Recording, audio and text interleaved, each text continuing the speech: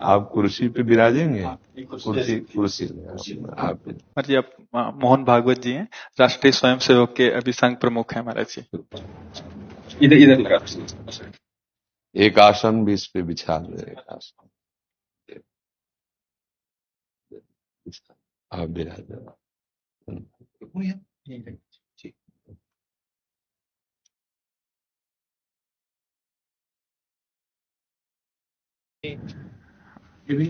हाँ, पहना दीजिए। राधा राधा दे दीजिए।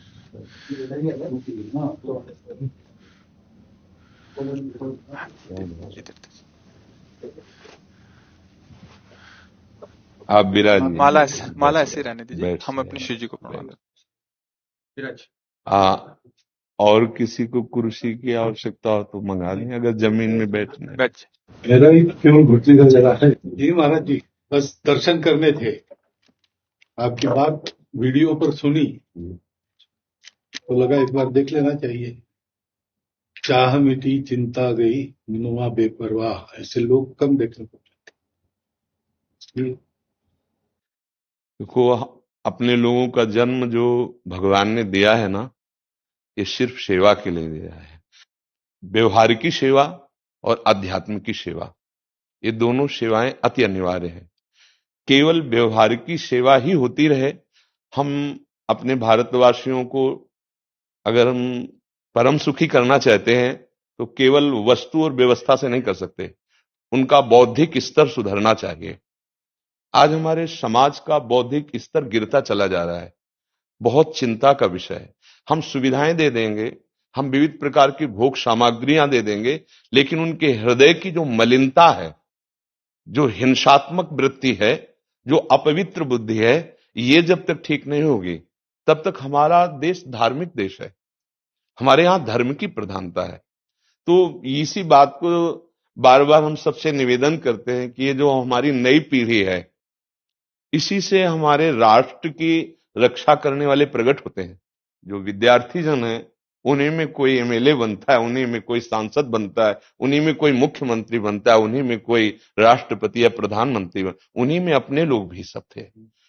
अब हमारी शिक्षा केवल आधुनिकता का स्वरूप लेती जाए और व्यभिचार प्रवृत्ति, व्यसन प्रवृत्ति, हिंसा प्रवृत्ति, ये नई पीढ़ी में देखकर बहुत असंतोष हृदय में होता है।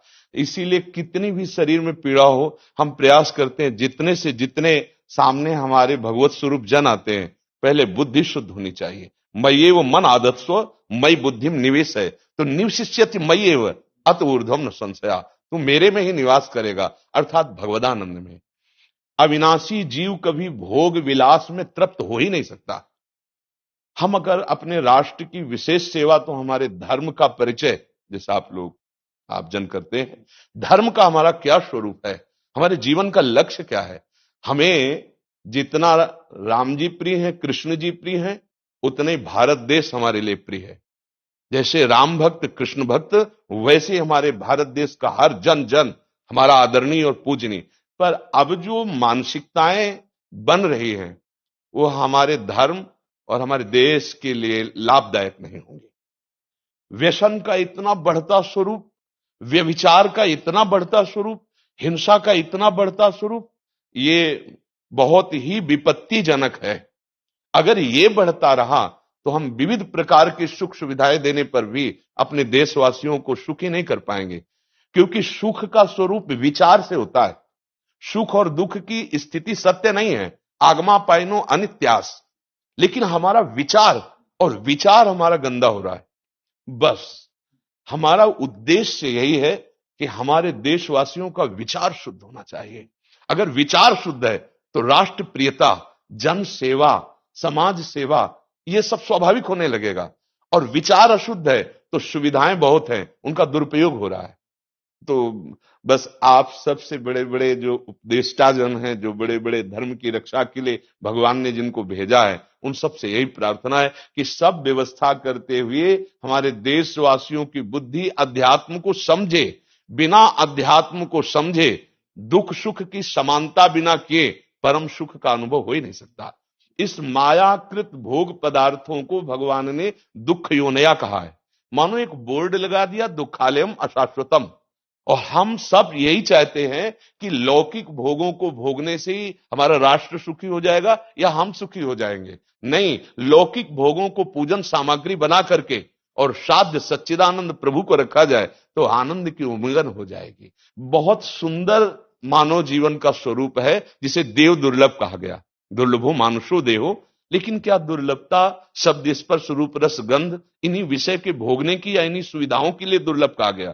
दुर्लभ है किसी सच्चिदानंद सुख के लिए। और उस सुख को तो हम भूले हुए, एकदम बहते हुए शब्द स्पर्श रूप रस गंध के प्रवाह में चले जा रहे हैं और इसी को सौभाग्य समझ रहे हैं कि हमें सुख प्राप्त हो रहा है। नहीं, हम सबसे प्रार्थना करते हैं कि आप अपने धर्म को समझिए। आप अपने स्वा को जहां जहां स्थापित करते चले जा रहे हैं, आप उसे गंदा करते चले जा रहे हैं। मदिरा में, हिंसा में, द्यूत कीड़ा में, बेविचार में, इसे दोष नहीं समझा जा रहा आज। और हमारे शास्त्र और हमारा धर्म इसको निषेध करता है।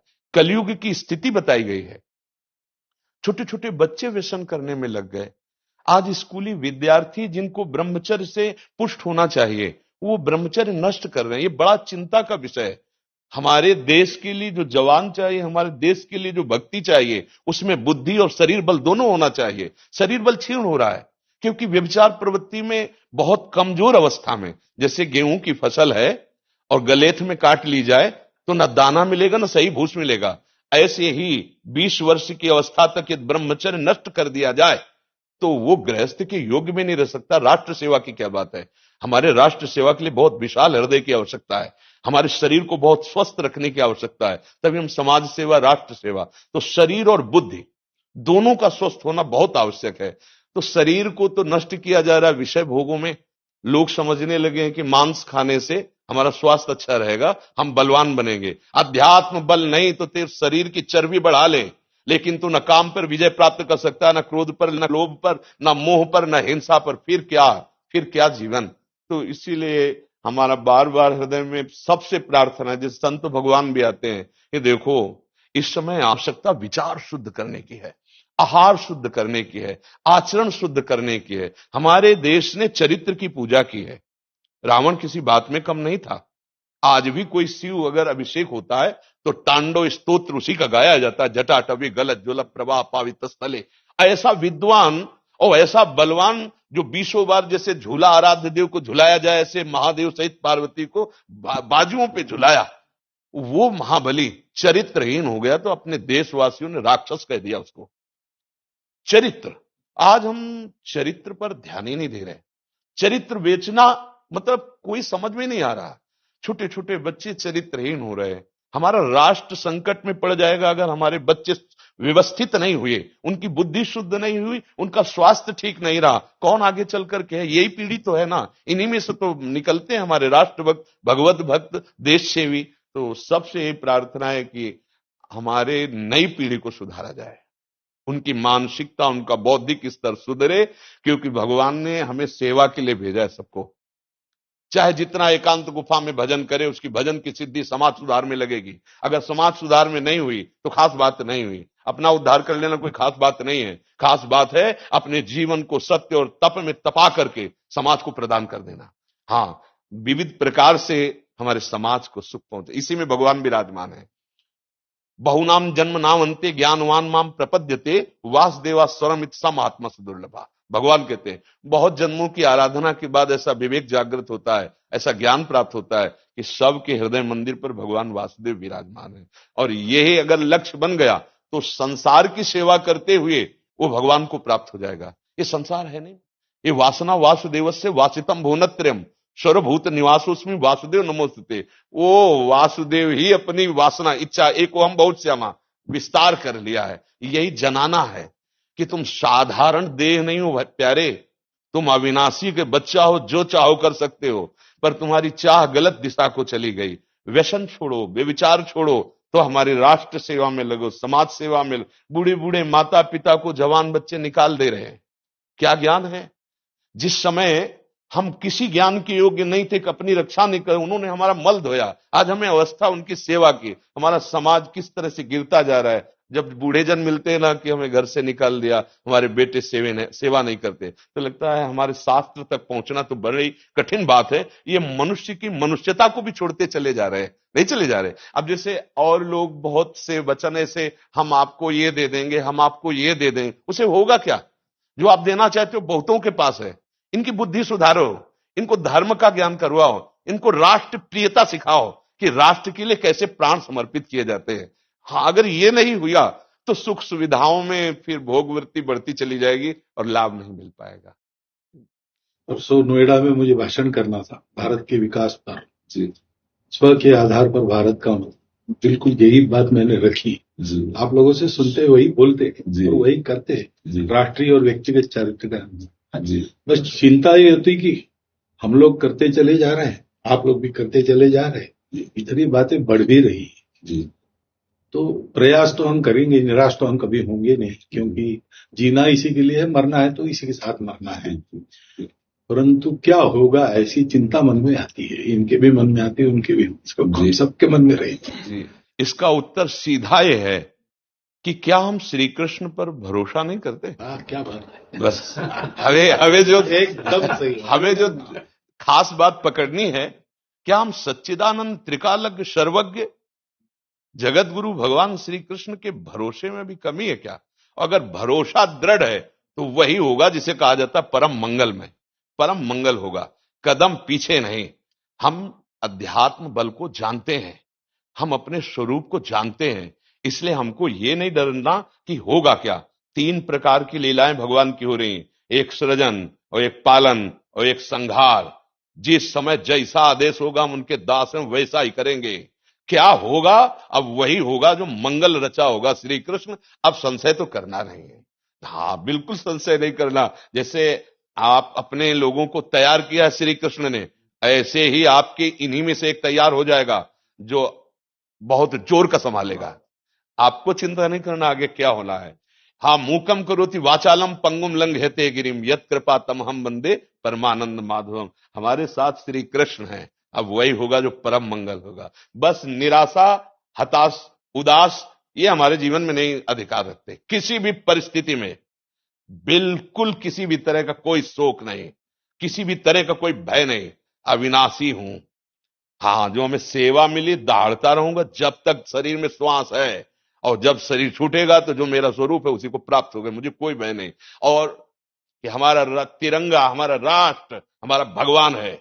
आप तप के द्वारा, भजन के द्वारा लाखों की बुद्धि को शुद्ध कर सकते हो। मम भक्ति युक्तो भुवनम पुनातु सतरति सतरति सा लोकांतारयति। एक भजनानंदी लाखों का उद्धार कर सकता है। तुम भजन करो, अपनी इंद्रियों पर विजय प्राप्त करो, कोई चूक मत होने दो और राष्ट्र की सेवा करो। हाँ, ये राष्ट्र सेवा के लिए प्राण समर्पित, ये राष्ट्र सेवी हैं। पर ये जितेंद्रीय होकर, व्यभिचारी होकर नहीं, ये भोगी होकर नहीं, योगी होकर के अब संकल्प बना, सर्वे भवन्तु सुखिना सर्वे संतु निरामया सर्वे भद्राणि पश्यन्तु मां कश्चित् दुख भाग भवेत्। आचरण से, संकल्प से और वाणी से, तीनों से हमें राष्ट्र सेवा करनी, समाज सेवा करनी।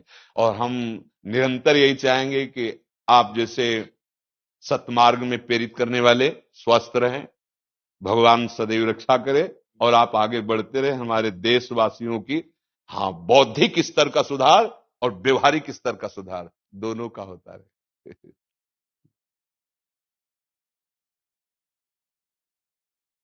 आगे बढ़ो महाराज। अब जैसे सुनो, आप श्री जी का चुनरी प्रसाद लाओ और माला प्रसाद लाओ, प्यारी जी का प्रसादी वस्त्र आप इसे धारण करें जी। ये श्री लाडली जी महाराज का है जी, एक माला पहनाए। बहुत आनंद हुआ, बहुत उत्साह मिला, बल मिला, दृष्टि भी जो है वो और साफ हो गई।